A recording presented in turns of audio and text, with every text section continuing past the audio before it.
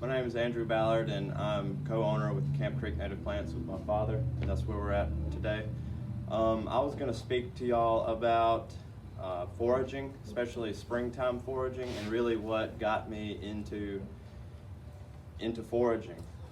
And really, it's simple. I love being out in nature, and that's one way for me to get out there is to go see what's coming up, see what's edible. I don't necessarily go and eat what I'm picking. If I do pick it, I eat it, but I've gotten to the point now where I just like to go out and observe and see what's coming up and see what I can find. I would not call myself an expert by any means. This is something that I've just learned to do on my free time. I look at YouTube videos. National Audubon has great books that you can read that have all the different kind of plants and mushrooms, and then it tells you if it's edible and what parts of that plant are edible. I just love to learn, so that's what's kept me out there, kept me searching. What will I find around that next corner that I haven't seen? Will I be able to identify that plant, and is that plant edible? That's just what keeps me going. It's like a treasure hunt. I think one reason why people are really getting into foraging is to have some sense of food security.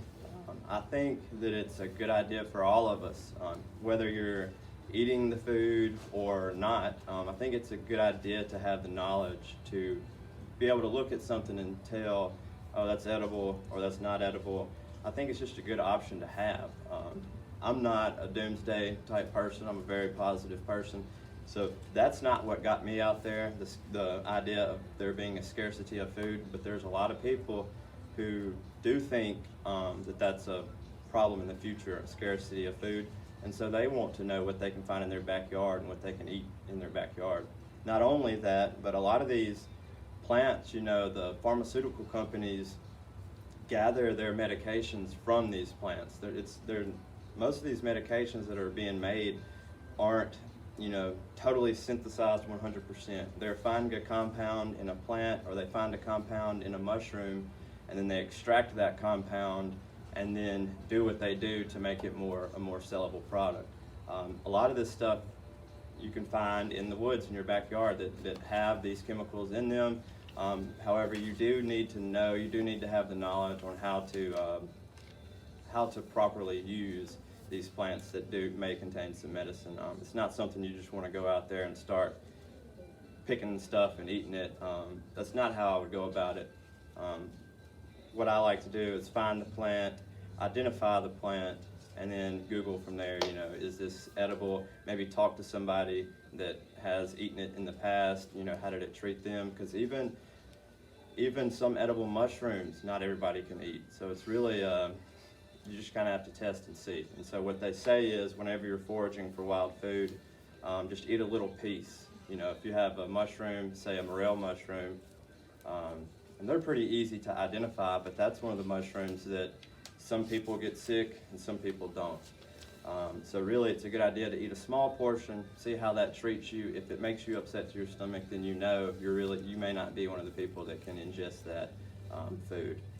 If you eat that little piece and nothing happens, then you can move on from there, eat a little bit more next time. Do you lead like foraging trips? I do. Usually once in the spring and then once in the fall, I like to take people out and kind of show them what to look for. There's all sorts of things coming up right now in the plant kingdom, like smilax. People eat you wouldn't believe it, it's that vine that has thorns all over it, but people eat the fresh green shoot that comes up. You can walk out in the woods right now and you can look around and see what's being eaten. The deer are all over it right now. The smilax they're eating, which is something you can eat. The yellow wood sorrel they're eating, which is another thing you can eat. It's kind of got like a sour flavor to it, so people use it like a garnish. Fiddleheads off of ferns are very popular in the foraging cookbook. You see those all the time. It's on the front of the book. There's more than likely a fiddlehead on there. In our area, we don't really have to worry so much about what kind of fern we're eating, but there are plenty of ferns that are not edible, and you'll even see on the internet that they are edible. One being the bracken fern. It's highly cancerous, and there's tons of misinformation out there about that plant. So there you go. Even the internet can tell you wrong. So it's really something that you need to tread lightly. However, there are plenty of things that are, a dead giveaway. You shouldn't have any problem with identifying the morel mushroom. There's nothing that looks like it. Bracken fern is an invasive species, so it shouldn't even be here. And we don't really have them so much in our area, but if you go out west, bracken ferns are taken over. And that's one people thought, well, it's invasive, but we'll just eat it, we'll use it as food. But it's not, it's not quite that way. It's actually pretty poisonous. So that's not a route that you can go for eradicating that plant. When you do these foraging trips, what kind of turnout do you have for that? Typically 10 to 15 people. We'll go out in the spring. I have a little piece of property down here that I like to take people to. It's a beautiful, beautiful old growth forest, I'll call it. And you go there and you do not feel like you're in New Albany, Mississippi. You feel like you're, in the Pacific Northwest with huge trees and just lush green everywhere. But we'll go out typically for, 2 hours or so. And I just identify plants, let people take pictures, let people taste some of the things that we're foraging. And really that's it. I'll do that in the spring because there's different species that are going to be present in the spring, and then there'll be other species present in the fall. I love the fall for mushroom hunting, especially in Mississippi. We have perfect weather in the fall. It cools off, we start getting some rains, and the mushrooms will start to pop. Last year we had a rough year because of some drought conditions, but the fall is really my favorite time to go out with groups of people because there's also plants coming up at the same time that are edible and forageable. Right now, I have people asking to go on morel foraging trips, and I think everybody's heard of morel. It's probably the most popular foraged mushroom out there, or the most sought after, I'll say. Fetches a big price at the market if you can find enough to be able to sell. And they just make a great, great edible. So that's one thing that if I took a group out now, that would be one thing that I would look for immediately, would be the morel mushroom, because I know that it would be coming up right now. As far as mushrooms go, not so much. Morels are they're ephemeral. We're really learning more and more about morels, so people are starting to cultivate them at home, but it's a highly advanced thing to try to do.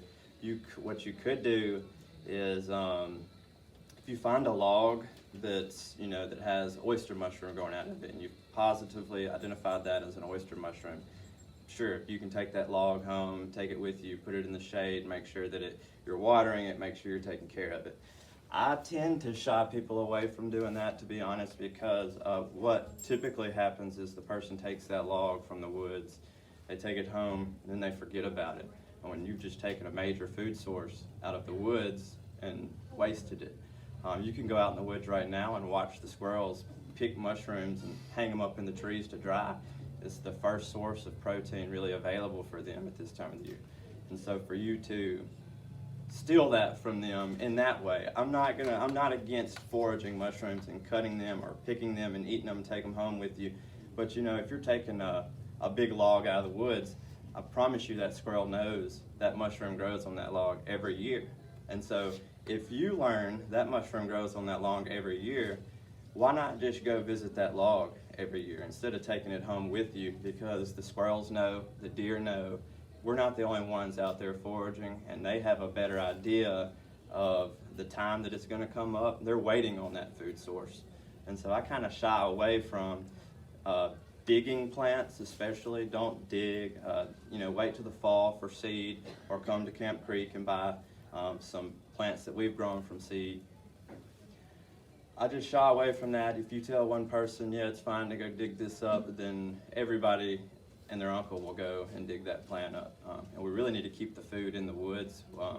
I'm a forager and I love to forage, but I also have this idea of I don't need to. So I can go to the market and buy what I need to keep myself healthy and keep myself full, whereas your animals in the woods can't really do that necessarily. So it's best practice, if you want to take some of these plants home with you, wait for the seed, grow the seed at home, or revisit that mushroom log that you know. Say every November, I have a few logs that I know are going to grow lion's mane mushroom, either November or December or January. And so I'll go, on those 3 months, I'll go once a week. I'll just drive by and stick my head out the door and glance at it and see if it's fruiting. If it's fruiting, then I'll run over there and pick it. If I happen to miss it, so be it. It's something found it and something's going to eat it. The reason I got so interested in it, one day I was at my parents' house across from George's, and they have a patch of woods, or not they, but there's a patch of woods behind that neighborhood. And I was driving around the road and I saw this big white, it looked like a dinner plate. And I thought somebody had just thrown their dinner plate outside on the ground. And I had to stop and see what it was because it was in a weird spot. And I walked by and I bent down, and it was a giant mushroom. And I'd never in my life seen a mushroom. I mean, it was 12 inches across, huge mushroom. And so I picked it and I'm looking at it, and naturally I want to know what it is. And so I Googled it, and it came up as an amanita mushroom. And most amanitas are toxic, especially around here. We don't really have many edible amanitas. There's like one, but I digress. I found this giant mushroom, Googled it, and then realized that it was highly toxic, and that it's a pretty common mushroom that grows in neighborhoods or like freshly manicured lawns. And so then that got me going down the road of, well, what else is out there and what else is toxic? Mushrooms in themselves are mysterious. And I think that's what draws me to them, because you don't see the organism at all. When you see a mushroom pop up from the ground, you can think of that as like the flower of the mushroom. The actual mushroom is underground, and it's in a mycelial mat underground. It'll flower or fruit and produce that mushroom, much like a plant flowers and produces the flower, for reproduction purposes. However, mushrooms, they pop up, they send out their spores, and then they go away. They're gone in a matter of days. And I think that is one thing that really made me interested, is what are they doing? Why are they, they're here today and gone tomorrow. How is that? How is that useful, really? What are they doing?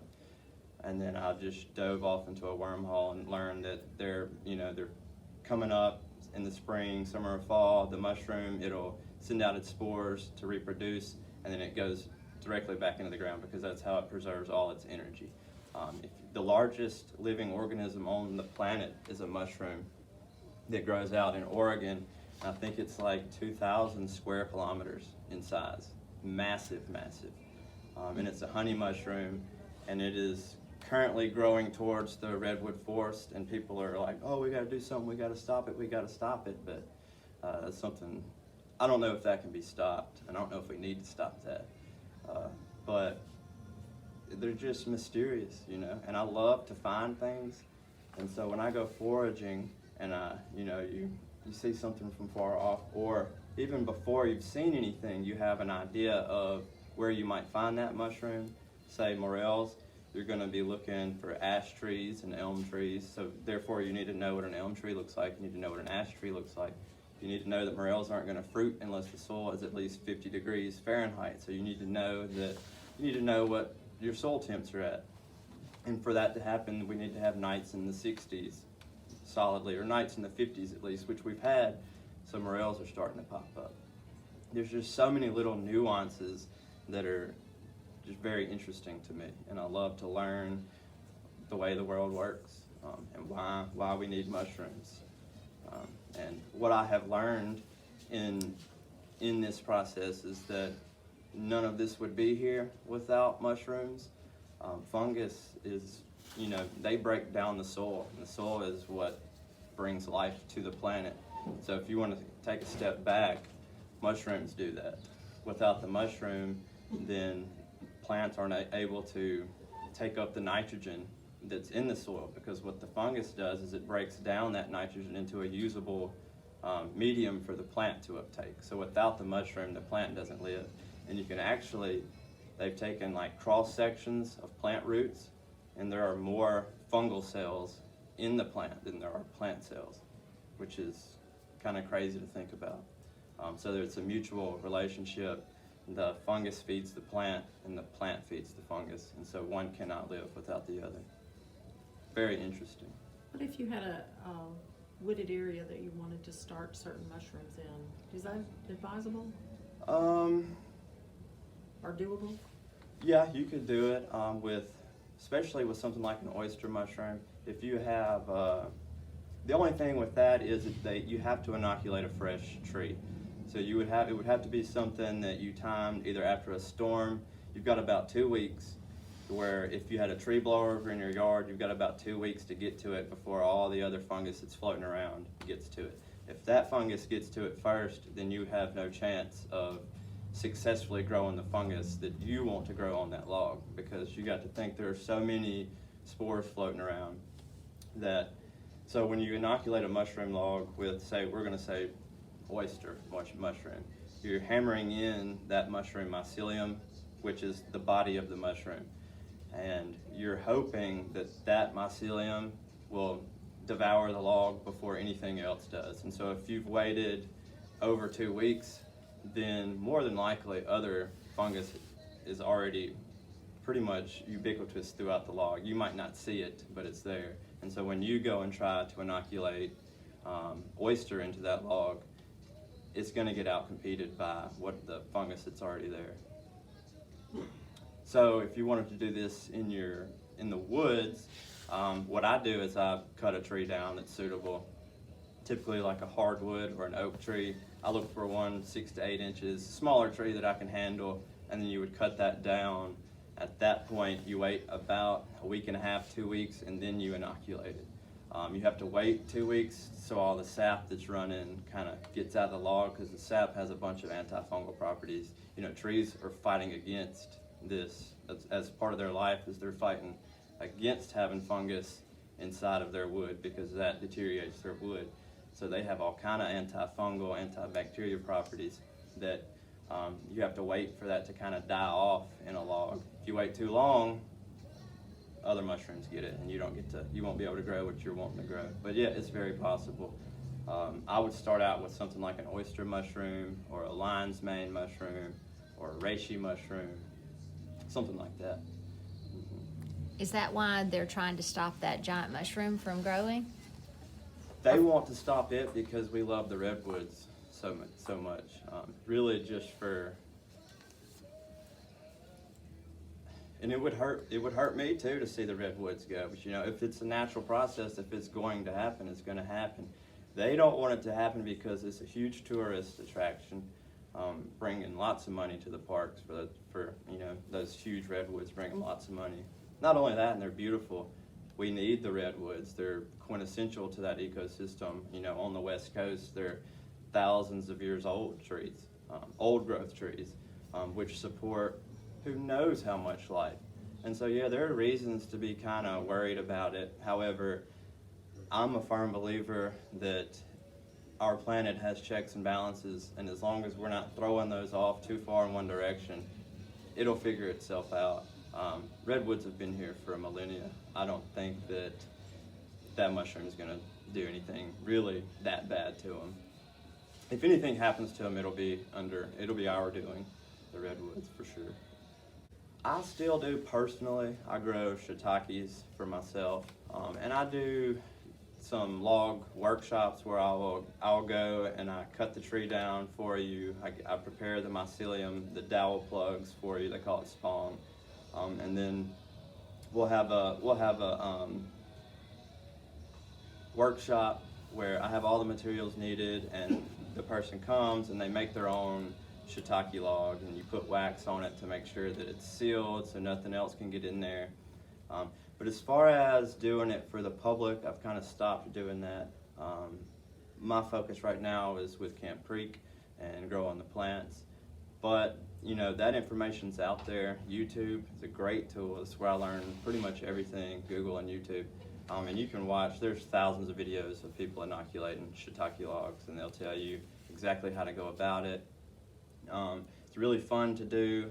You can even order the grow blocks online that are they're sealed in plastic. You bring it home and you just cut a little slit in it, spray it with water, and in a week you've got mushrooms. So there's different ways, there's different ways of doing it. But as far as that, yeah, I've kind of stepped away from that a little bit. I still do it for myself. I still am out foraging all the time, just because that's something that keeps me, I don't want to say sane, but it's something that brings me a lot of peace. I get a lot of joy out of being by myself in the woods and on my hands and knees, searching, looking for the tiniest little, most obscure flower, that nobody's seen, but to me it's cool, and that's what keeps me going back out there. Yes, shiitake is a hardwood loving fungus, so you would need a hardwood. Oak tree is going to be the best around here, and I think oak tree is probably the best in general, red or white. I think people say red oak's a little bit better, but I've used both and never noticed any difference. It's nice to be able to do what they call force fruiting on something like shiitake. You've got your shiitake log. Naturally, that log will fruit once in the spring and then once in the fall. However, there's ways around that. What I used to do and what I still do with my personal logs is after they fruit in the spring, I'll harvest those mushrooms and then I'll let the log rest for about 2 to 3 weeks, sometimes a month, and then I soak it in water. So I have a trash can that I fill with water, and I put my shiitake logs into the water and with the weight on top, and I let those sit in the water for 12 hours or so. And what I'm doing is simulating. This is all theoretical science, but I think it's true because in Asia they've been doing this for thousands of years with the shiitake. They'll soak the log in water, and it simulates a monsoon, their monsoon season, spring, so that's when the shiitake would naturally want to flush. They then get the log out of the water and they slam it on the ground, maybe hit it with a hammer a couple times to make the mushroom think that, once again, a monsoon would be pretty windy, and so the tree would sustain some damage. Where that tree sustained damage, oxygen's able to enter. So like if the tree cracked, oxygen can enter. The oxygen is what signals the shiitake to fruit. And so they go through this process of soaking it, they'll hit it with a hammer, and they're tricking this log into have been going through a monsoon, and like clockwork, the shiitakes will fruit again. It's crazy. So about every month, they'll do this with the shiitake log, soak it, pull it out, hit it a couple times. You'll see these little micro fissures. You're not hitting it hard, just tiny little cracks for the oxygen to get in, and then within a couple weeks, you've got shiitakes again. So there's a bunch of I don't want to say citizen science, but it's science that's not written in a book. These methods, somebody would tell you there's no way that the mushroom knows that that's what's happening. But I would tell you, if this group of people have been doing this for 2,000 years, they have a pretty good reason why they're doing it, and it must work. So I do it, and it works. I have great success with it. So they definitely have that figured. They're the mushroom growers in China. They grow pretty much maybe 80% of the world's mushrooms because they've been doing it for thousands of years, and they've got it figured out. They have figured out how to grow morel mushrooms, which nobody thought that was possible, because there's so many interactions that have to go on in the soil with the microorganisms and the bacteria. They all play a role with the fungus. So some scientists went out there and found exactly what was keying these morels to fruit and what exactly they were eating. We still don't know, in America, we still don't know what they eat. I could go ask, hey, what trees do you search around for morel mushroom hunting? I could ask 5 people. All 5 people are going to tell me something different because we really don't know. However, ash and elm, all of them are going to say ash and elm, but then everybody's got some tree, tulip poplar. They found 50 under a tulip poplar tree at their house last year. So we really don't know. However, over in Asia, they've really got it figured out, and it's not something they're kind of safeguarding. It's not something they're keeping secret. It's just not something that's caught on in America yet. They eat mushrooms every single meal. They have a fungus because they really believe that it is extremely healthy for you and that it has benefits for you and your health.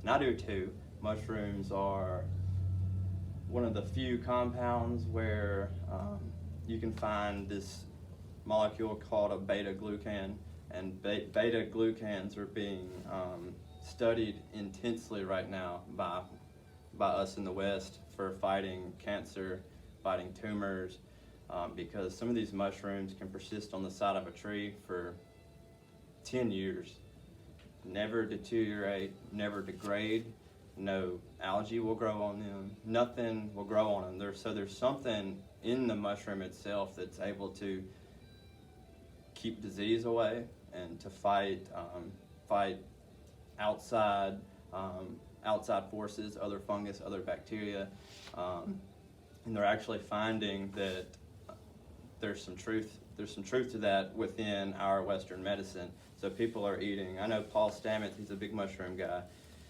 He's been marketing like turkey tail mushrooms as anti-tumor and cancer fighting. There's lion's mane is anti-tumor and like anti-inflammatory. All these mushrooms have different levels of these beta-glucans in them, and so, you know, like the reishi, your turkey tails, and your lion's manes are very high in it, and so that's why they're always up there. If you look up medicinal mushrooms, you're going to see those three every single time because they're just packed full of the stuff that you want. Do you ever find chaga here? It's not a species that grows around here, unfortunately, and that's like number one as far as positive health benefits. It's a more northern growing species. It likes the colder temperatures. If you come across mushrooms in your yard or whatever, what's the best thing that you can do? Leave them alone or pick them? Leave them alone, because you can get a good ID of the mushroom. You can touch any mushroom. Let me start there. No mushroom is toxic enough to where you can't touch it. None that grow here, at least. I think there's one on planet Earth, and it's somewhere in Asia. And it's an orange, spiky. You would look at it and be like, I don't want to touch that. Any mushroom around here you can touch.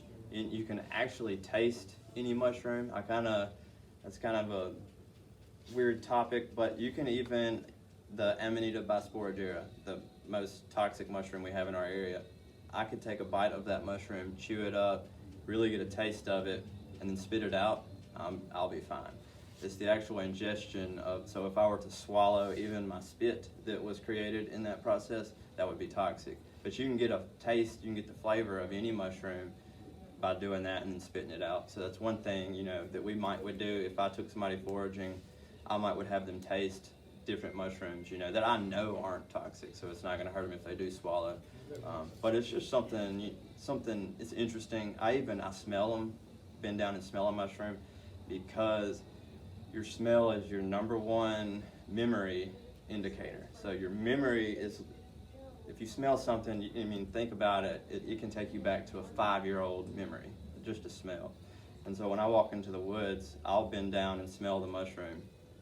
And it's crazy, I know, but a year from now, I'll be walking through the woods and I'll catch a whiff of something and, oh, that smelled like, and my brain goes right to it, oh, that smelled like a morel mushroom. And then I know I'm gonna walk this way to see if I can find any, and 9 times out of 10, you'll find them just by the smell alone. And that goes with several different mushrooms I can kind of smell and know. Fungus you can smell in general. So if you catch a good whiff of fungus and you know you're out mushroom hunting, I'll turn around and walk that way, because obviously there's something growing there for me to check out. There's all different little cues like that you just have to, once you get out there and you get started in it, there's little things that you'll figure out that help you as far as the foraging process goes. I get a lot of the enjoyment in the whole process is me being by myself, because I am out there on my hands and knees. I don't want, if somebody drives by, what is he doing right now, on the side of the road? I'm trying to figure out what this is, I'm bending down to smell this mushroom or smell the plant. Dad jokes with me all the time. I think red buckeye, and you can go out there and smell one. It smells like Campbell's chicken noodle soup. And so if I go out in the woods in Tippah County on our property, I can smell Campbell's chicken noodle soup in the air, and that tells me the buckeyes are starting to leaf out. And so there's all kind of cues that the more you get out there, the more you learn. And I just it makes me think about like the Native Americans, and knowledge and the information that they had that we would have just like, that's not necessary to have.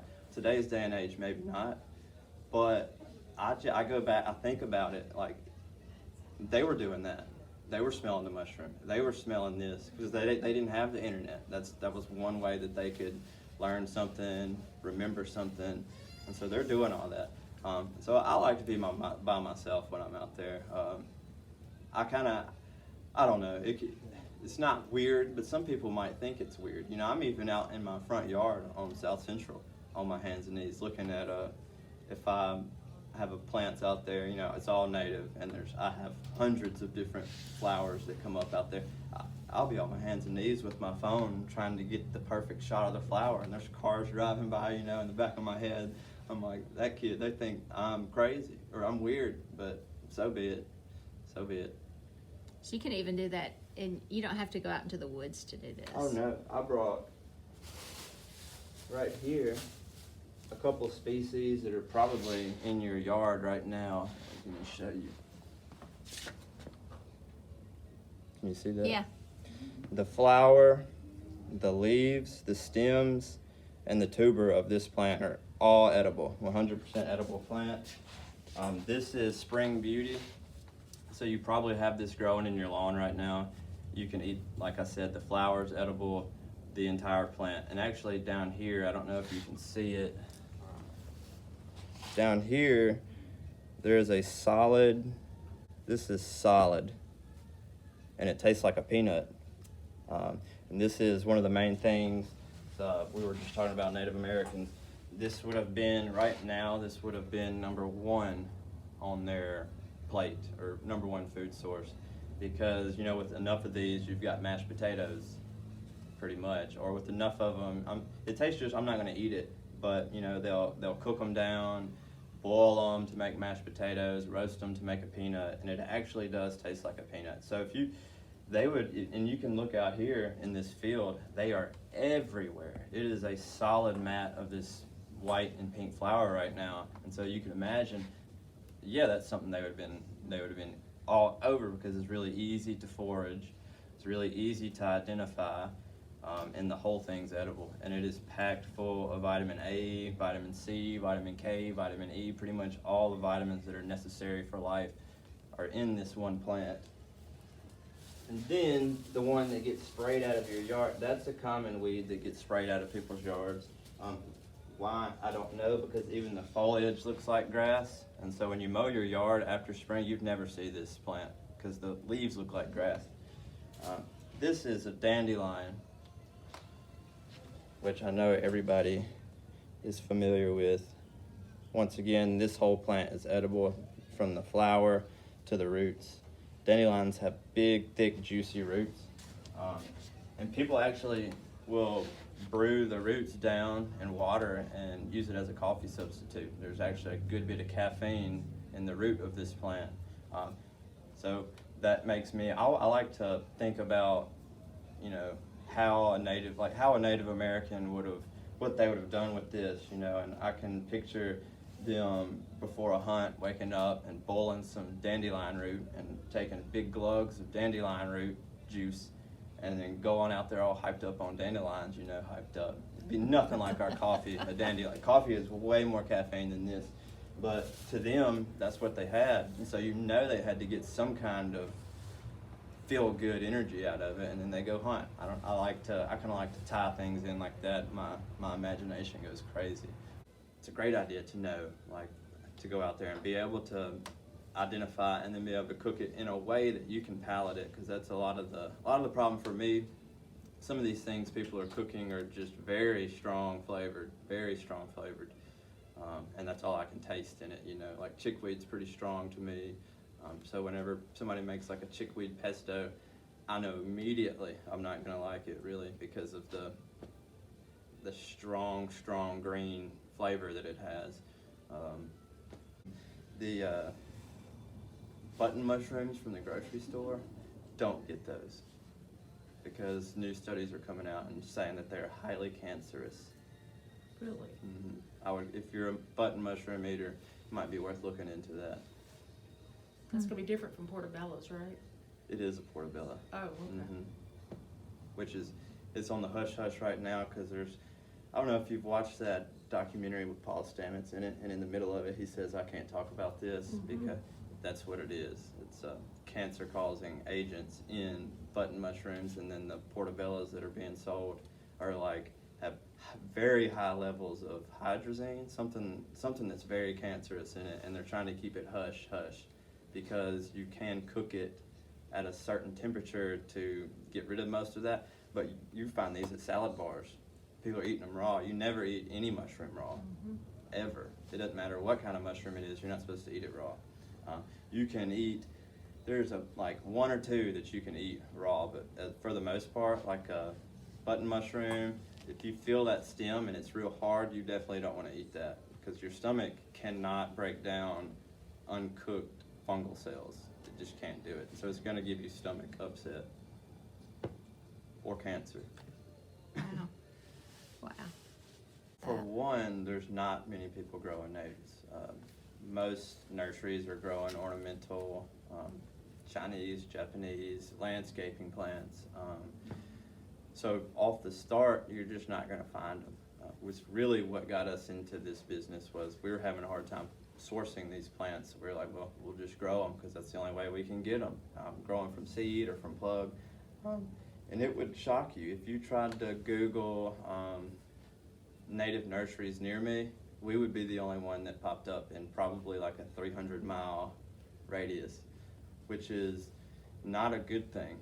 We need more and more of these plants grown. We need as many as possible to be grown. That only helps us. You know, if the more people are growing natives, then more people are learning and more people know about natives. So that's only going to help us. So I think that's one of the reasons why you see people coming from all over to Camp Creek is because they don't have a native plant nursery any closer to them. Some people, like a lady this morning drove up from Tunica because she can't get these plants where she's at. And I think another thing that really sets us apart from other places is the passion. We have a great staff that are highly passionate. We are very passionate. My dad is an incredibly passionate man, and he has 100% of his focus on these native plants right now. Not only him, myself, that's what I have all these little hobbies. I like to keep my hands busy, and I've had to reel a lot of that in this year, especially because we're growing, and which is a great thing, but that just means, you know, we have more pots we need, more plants we need to pot, more houses we need to hit up for landscaping, which is a great thing because we're extremely passionate about what we do. We love when people come here asking questions. Please, if you have a question about a plant, come out here with it and ask us. You're going to find much better service here than you would at like a Lowe's. And I don't mean any offense by this, but the person working at Lowe's does not know the plants they're selling, and that's not on them. They're not horticulturalists. They don't have any background in it. They're just there for a wage. But we're here for more than that, more than a wage. We want to educate people. We want people to learn the intricacies and the importance of these plants in our ecosystem. Because if we do, and I know this sounds doomsday, but if we do lose all of our native plants, I really don't even know, like, it will be very bad. It will be very bad. If you think we have a mosquito problem now, you wait. And they're just going to keep spraying and spraying and spraying to kill the mosquitoes, which is going to kill the bees, which is going to kill. It's an issue that needs to be addressed now. And one thing that we can do with that is stop planting the monocultured. If you just built a house, try not to put sod over an acre of property. That's, you don't need that much sod. Try to rewild some of the property that you do have. You would be blown away by the amount of pollinating insects that you find. If you just leave a little patch of your yard, let it grow up a little bit. I'm not asking you to have 6-foot tall patch of grass in front of your front door. But if you're lucky enough to have some property behind your house that's away from the view of people, if you're worried about what people think, do it where nobody can see it. It's going to be just as beneficial where nobody can see it as if it was in front of your house. With the big wow factor, it's just as beneficial. Which is a part of the education process, is getting people to learn that you're not going to buy a plant out here. It's not going to flower for 8 months out of the year. People want color. They want their plants to start flowering in the spring and then stop in the fall.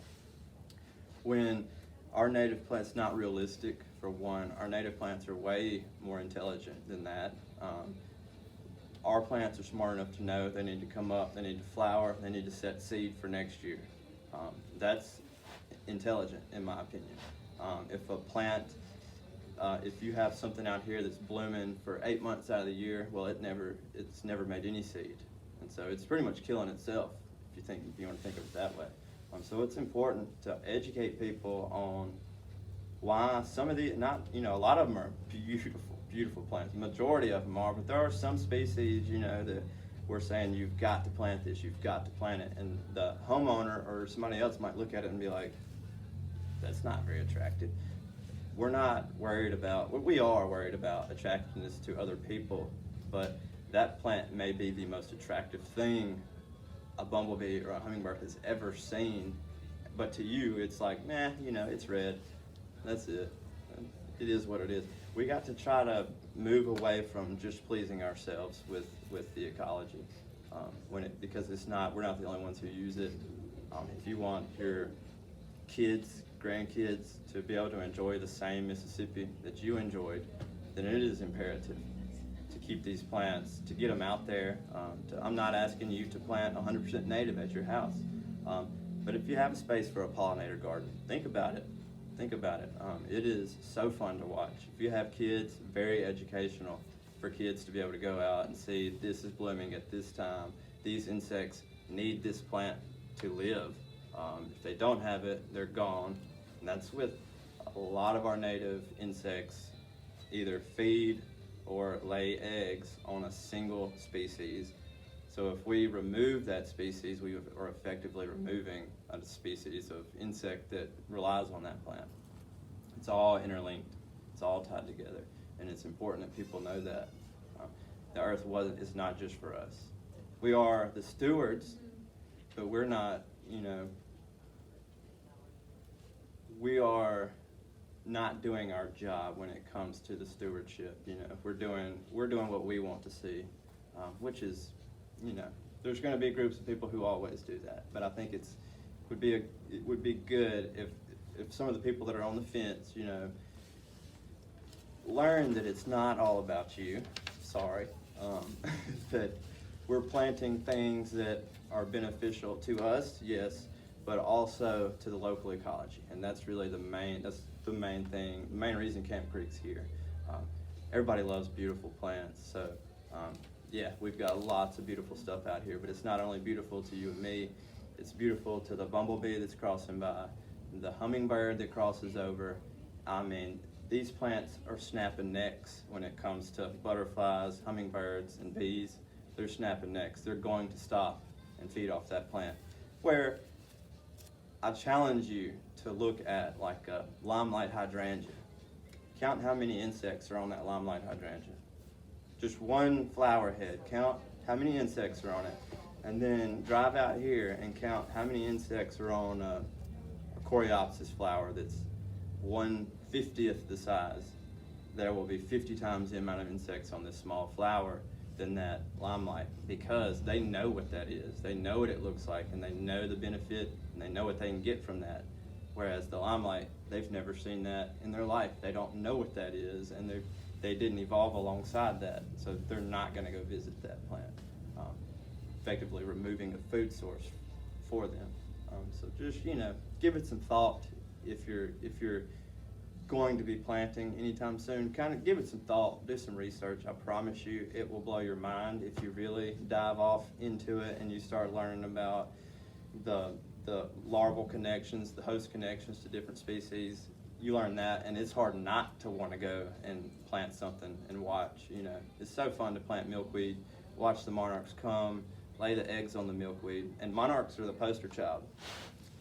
That's one insect out of a million, you know, that do the same thing, that lay their eggs on one plant, and they eat that one plant, and they're migrating, and you know, they're the poster child for that because they're pretty. They're pretty. But yeah, buy milkweed, plant it, and then watch it. Watch the leaves just get eaten off. If the leaves are gone, then it's doing its job. The caterpillars will eat the leaves. Once they've filled up on the leaves, then they go into a chrysalis, and then you'll have monarch caterpillars or monarch butterflies, and you can watch them hatch at your house. It's really cool. Educational.